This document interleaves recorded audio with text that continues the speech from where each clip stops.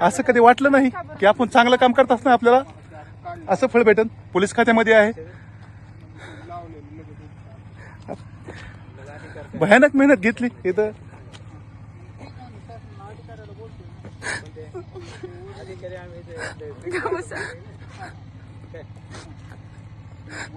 मला माझी माग 800 फूट जागा काहीतरी आहे प्लॉटची, ती बी पाहिजे तर मी ती बी लिहून देतो. मी तुम्हाला पैसे असणार पाहिजे तर. पण असं कधी वाटलं की मला आपल्या फक्त माझं होतं झाडं लावायला होतं इथं. वनी बघा झाड आहे म्हणजे जागा आहे, झाड लावायचं असेल ना. मी असा विचार केला, मी काय दुसरा नाही विचार केला की मला इथं काय मिळवायचं आहे, पैसा मिळवायचा आहे. झाडं पक्ष्यांना खायला यावा, प्राण्याला खायला यावा, माणसांना खायला यावा, या उद्देशाने केलं होतं.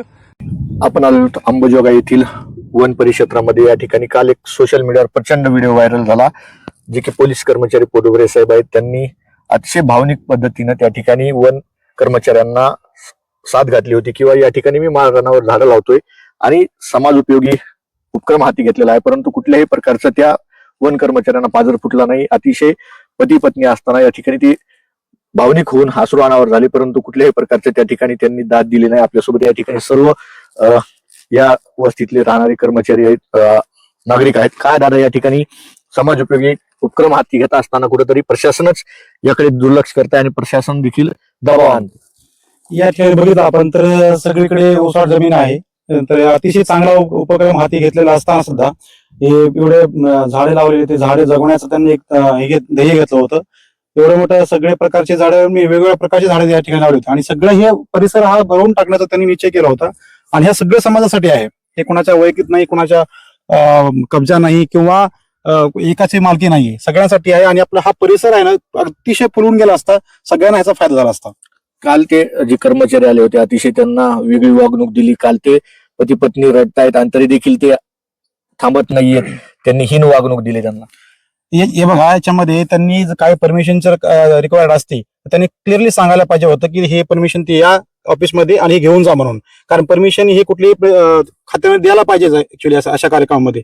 हे कोणाचं वैयक्तिक काम नाहीये आणि परमिशन देण्यासाठी काही लागत नाही, कोणा ते आणि वन विभाग कुठलाही खर्च करत नाही. हे सगळे समाजाचे सगळ्यांनी मिळून खर्च या ठिकाणी करत आहेत. काय दादा, काय वाटतं, या ठिकाणी हे सगळं उजाड रान आहे, डोंगराळ भाग आहे, या ठिकाणी नंदनवन फुललं असतं, पण कर्मचारी जाणीवपूर्वक त्रास देत आहेत. सामाजिक उपक्रम हाती घेतलेल्या माणसाला त्रास दिला जाते. ठीक आहे, आपल्या शासनाची भूमिका असते की इको फ्रेंडली असावं आणि निसर्गावर प्रेम करावं, निसर्ग जपला पाहिजे. आणि त्याचाच एक परिपाक म्हणून पोटभरे साहेबांनी झाडं लावले इथं.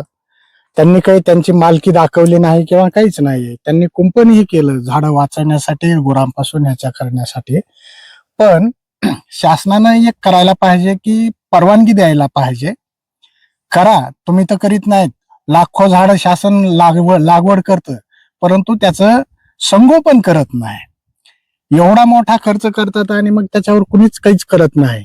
पण हे माणसानं स्वेच्छेनं पती पत्नीनं जे उपक्रम हाती घेतला त्याला अडचण येत आहे.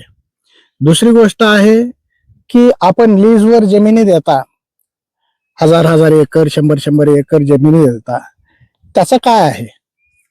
मग तशाच पद्धतीनं आम्हालाही द्या ना परमिशन. आम्हीच आमच्या पद्धतीनं आम्ही मेहनत करून, आम्ही पैसे खर्च करून अशा पद्धतीने होत असताना त्याला जर खोडा जर घालत असेल तर हे चुकीचं आहे.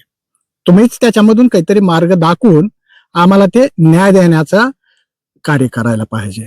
आपल्यासोबत जोगदंड साहेब सुद्धा आहेत. काय साहेब, एकंदरीत पाहायला गेलं तर आता देशभरामध्ये हजारो एकर जमीन अंबानी अदानीच्या घशात घालण्याचं काम सरकार करत आहे.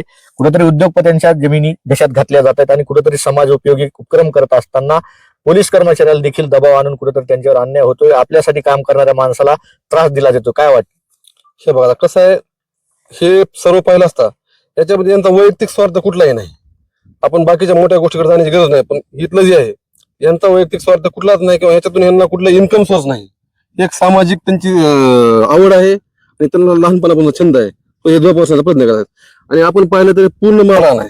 इथं कुठेतरी काहीतरी चांगलं होत असेल त्याच्यात अडवणूक करू नये शासनानं. त्याला काहीतरी मार्ग असेल तर त्यांना ते मार्ग काढून द्यावा. ह्यांना काय त्याच्यावर स्वतःची वैयक्तिक मालकी दाखवणार नाही किंवा काही नाही. या ठिकाणी तुम्ही पाहू शकता त्यांनी वेगवेगळ्या प्रजातींचे फळबागांचे सर्व झाडं लावलेले आहेत. हो ना. या ठिकाणी हे झाडं जर जोपासले आणि मोठे झाले तर या ठिकाणी पशु पक्षी असतील हो. वावरतील. या परिसरामध्ये जे लहान लहान लेकरं आहेत त्यांना देखील या फळांचा आस्वाद घेता येईल. सगळ्यांनाच होणार आहे आता पाहिजे साहेब. एकट्या कुठल्या पशु पक्षी प्राणी माणसं सर्वांनाच फायदा होणार आहे आता. त्याच्यामुळे याच्यातून प्रशासनाला काय सांगणार तुम्ही? प्रशासनाला एवढं सांगेल की याच्यातून किमान काहीतरी आम्हाला मार्ग काढून द्या आणि यांना नाही द्यावा.